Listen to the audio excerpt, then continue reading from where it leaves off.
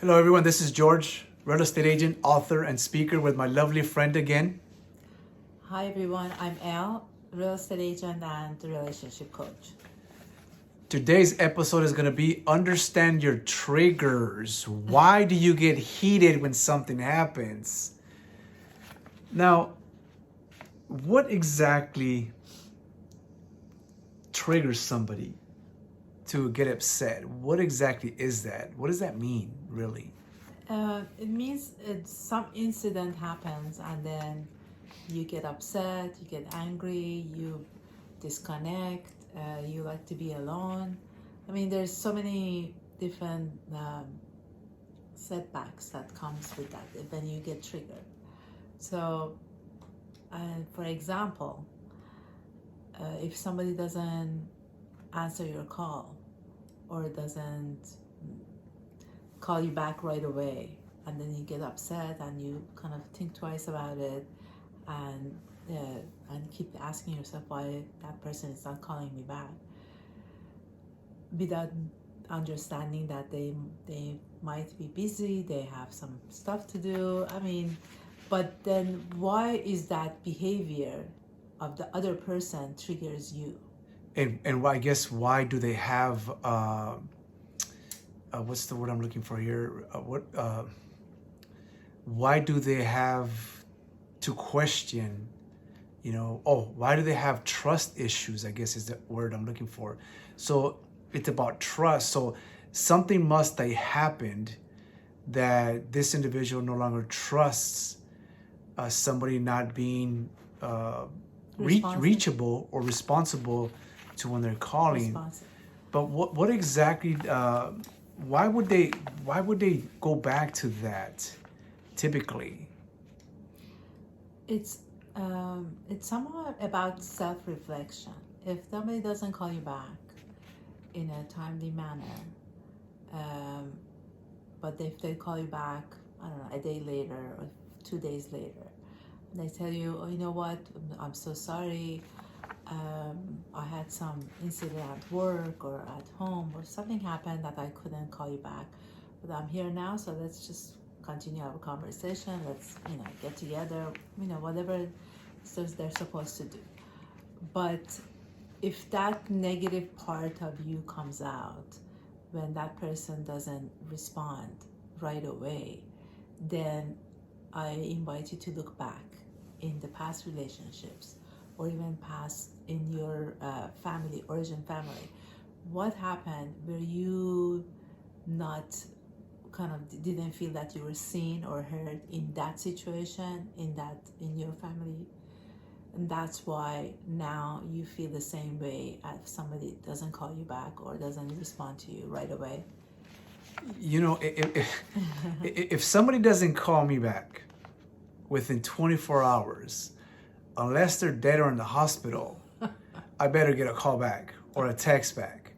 I would rather get, but then again, I would communicate this to the people. It's like, look, if I reach out to you, it's because obviously I have something to say, I have something to ask, or I'm concerned or worried.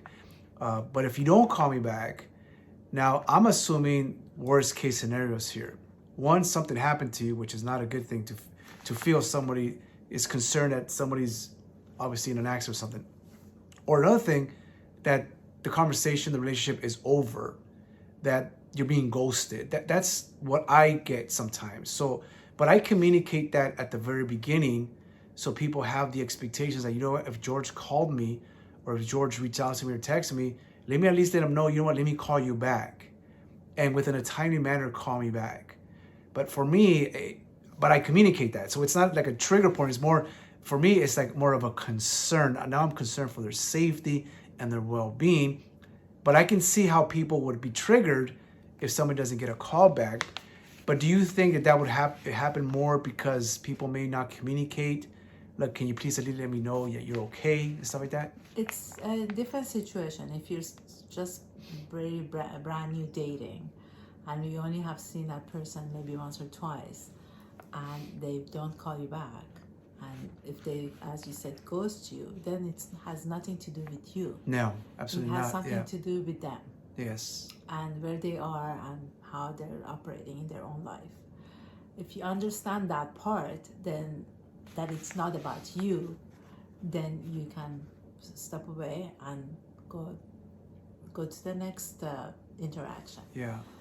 But a lot of people get stuck in that space because of those wounds that they had in the past.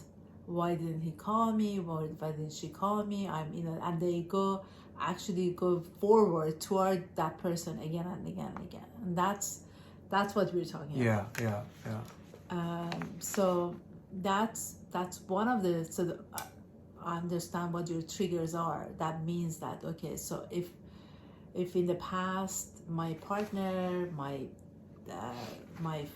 in my family, something has happened and they did not kind of take care of my need when I was a young child, or when I was in that interaction in that relationship, is that why I feel kind of neglected?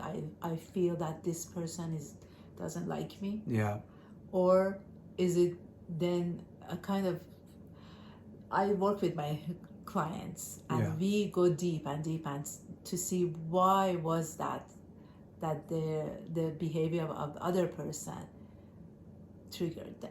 You know, for the most part, for me, not many things triggered me. Most of the things that happen to me, I come more of being concerned from the other individual. The only things that would trigger me is like, if you really attack me, whether it be verbally or physical, that where I would get triggered. But other than that, I don't have those triggers that I also hear a lot of people having. But I think it has a lot to do with it that I don't really have like a lot of things, like you said, in my past that would take me to get to that space. But I do know people that they do get to that space and they start questioning the trust of the other person. They start doubting themselves. So that really triggers them. And it's almost like they turn into this, what is it, Dr. Hyde and Mr. Jekyll, whatever Mr. Jekyll, Dr. Hyde. And they get really, really ugly, you know, and I see that. Yeah, you know. So I invite you to really sit down and think about it and go deep in the past and see what incident that has happened in the past that will trigger this kind of, when you see this kind of behavior from the other person. That we're still carrying forward into the next relationships. Yes. Yeah. So heal before you date. Find your triggers, find these things, and don't get into a relationship when you're not ready, because this is exactly what happens. You get triggered through miscommunication sometimes, because that's exactly what it is. Yeah. It's miscommunication. And we all do. It's not that somebody is perfect and it's only you or me or him. But we all do get triggered at different spaces or places or interactions.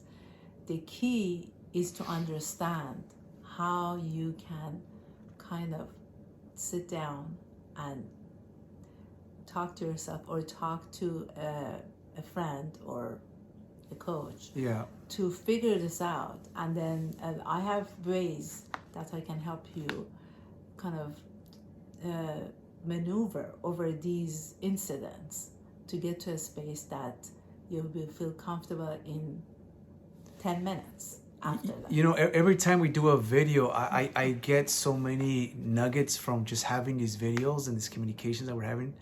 And it makes me realize like these certain things that I may have kept hidden, and all of a sudden they come up. But it also makes me realize too that I'm not as bad as I thought I was having these conversations, because sometimes it's not even our internal struggles. Sometimes it's the internal struggles of the other individual, but it's just not, you're not matching with them. You know, and that's obviously more of a different conversation, of course, but yeah, the energies are different. Yes. And usually when that's some incident from the past, you bring the same interaction again and again and again, and it's for you to understand. You bring it to yourself, basically. So basically, if you have problems with everybody, everybody's not the problem. It's like the problem is internal. No. There is ways to help you understand it and be kind to yourself and be kind to the other person, and just kind of, if it doesn't work out between the two, you know, Yeah, have just a part nice, just part ways. Just part ways. ways. And if it does, then as soon as you do that and you understand and I say, okay, this person is not for me, and you do it 2 or 3 times, or I don't know, maybe 4 times, and then the 5th time you will be surprised. You bring people to your life that you're very kind of energy-wise kind of the same. More compatible to each other. Well, thank you so much for sharing that. So I hope you guys got some good nuggets from this conversation, this video, and we'll see you guys in the next video. See you soon. Have a great day.